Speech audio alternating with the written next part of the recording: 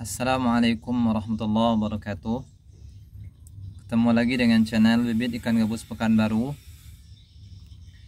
Teman-teman, apa kabar semuanya? Semoga sehat selalu.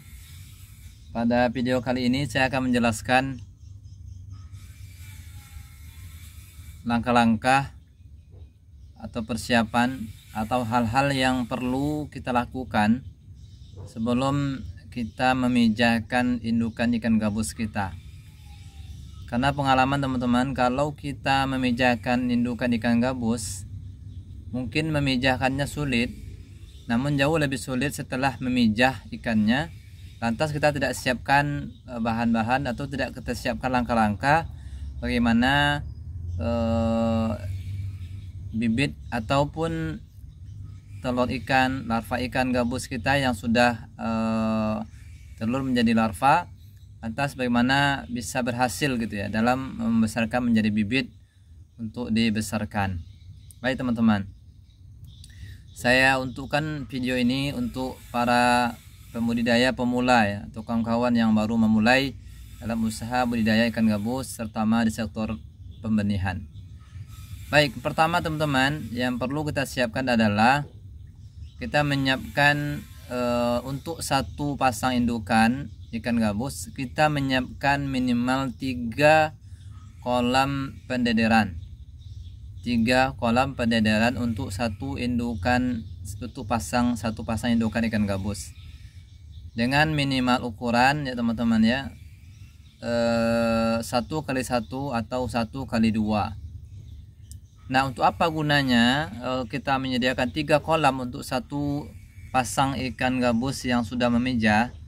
Dikarenakan bahwa kalau ikan kita berat atau size ikan kita adalah di kisaran 5 on sampai 1 kilo, itu diperkirakan larvanya akan berjumlah lebih kurang 5.000 sampai 10.000. Maka kalau kita sediakan kolam 3, bisa kita bagi menjadi 3 kolam, menjadi 3.000 ekor dengan ukuran kolam 1 kali 1 atau 1 kali 2, sehingga ketika kolamnya banyak atau dibagi dengan jumlah yang masing-masing tidak terlalu padat, maka akan membuat ikan kita cepat besar. Sekali lagi saya ulangi, apabila larva ikan gabus kita bagi menjadi 3 bahagian ya, menjadi 3.000 atau 3.000 atau lebih atau kurang darinya, maka akan membuat ikan larva kita, ikan gabus kita cepat besar. Sangat berbeda dengan seperti kolam saya ini. Ini kalau dijadikan satu, ini satu indukan dijadikan satu tempat ya, ini sangat padat sekali teman-teman. Tengok, kita lihat di sana padat ya, sini padat, di sana padat. Maka nanti ini insya Allah dalam beberapa hari ke depan saya akan membagi ikan ini ke beberapa tempat ya, yang minimal mungkin dibagi 2 atau dibagi 3. Itu langkah yang pertama teman-teman yang harus teman-teman siapkan adalah menyiapkan kolam pendederan untuk satu pasang induk minimal 3 kolam. Baik, kemudian langkah yang kedua ya teman-teman adalah kita menyiapkan cadangan pakan. Cadangan pakan yaitu di awal kita menyiapkan kutu air. Kutu air. Nah, untuk kutu air ini kita membutuhkan kolam. Kalau kita membuat kolam budidaya kutu air ya dengan ukuran 1 kali 2, itu minimal kolamnya minimal teman-teman juga minimal 3 kolam, idealnya 5 kolam ya untuk kutu air kalau kita budidayakan. Namun seperti kami ini belum bisa membudidayakan karena terbatasnya lahan, maka kita sudah menyiapkan perkiraan atau mencari di mana kemungkinan kita mendapatkan kutu air ya. Minimal 1 hari itu kita mendapatkan 20 sampai 30 sendok makan kutu air ya. Jadi kalau seandainya ikan kita memijah kemudian tidak ada persediaan pakan kutu air ya, akan mengalami kesulitan dalam ikan yang sudah larva itu menjadi bibit. Karena untuk pakan yang utama setelah ikan ini menetas atau berubah menjadi telur, berubah menjadi larva, tidak lain adalah pakannya kutu air, tidak bisa diganti dengan yang lain.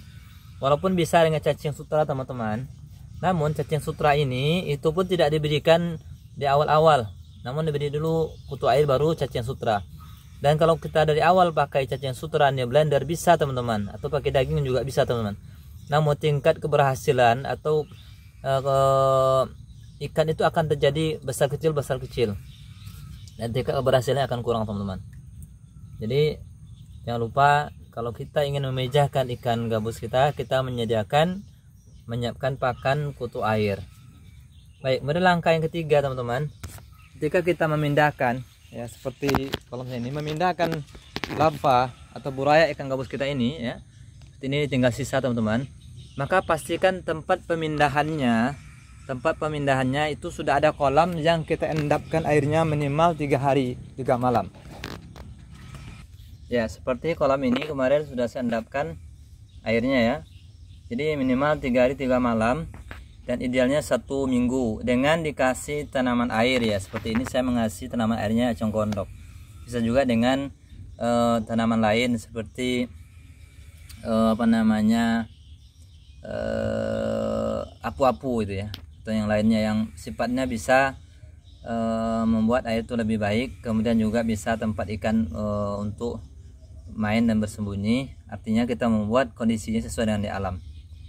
Barangkali itu saja ya teman-teman ya video kali ini, langkah-langkah bagaimana kita sebelum melakukan pemejahan ikan gabus, kita harus menyiapkan langkah-langkah persiapan agar ikan kita bisa maksimal hasilnya. Dan tentu ini untuk bagi pemula teman-teman. Bagi yang sudah senior saya rasa sudah sangat berpengalaman, namun bagi teman-teman yang ada pertanyaan ataupun ada masukan tambahan ya untuk memberikan ilmu, silahkan diberi di kolom komentar. Mudah-mudahan kita yang baru pemula bisa banyak belajar dari kawan-kawan yang sudah senior. Salam sukses selalu. Assalamualaikum warahmatullahi wabarakatuh.